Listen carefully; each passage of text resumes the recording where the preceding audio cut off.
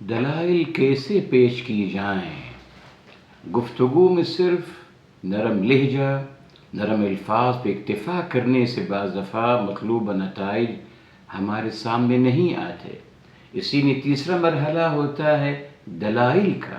وہاں بھی کنڈیشن لگا دی گئی کہ ہم نے دلائل کو کیسے پیش کرنا ہے۔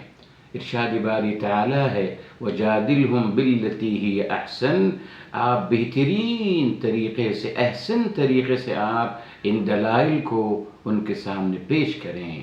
اب یہاں دیکھیے الحمدللہ 3 چیزیں جمع ہو رہی ہیں میرے محترم، نرم لہجہ، نرم الفاظ اور نرم دلائل۔ یہی ہمارے اسلام کا مزاج ہے، اسی پہ ہم نے اکتفا کرنا چاہیے اور اسی کو ہم نے اختیار کرنا چاہیے۔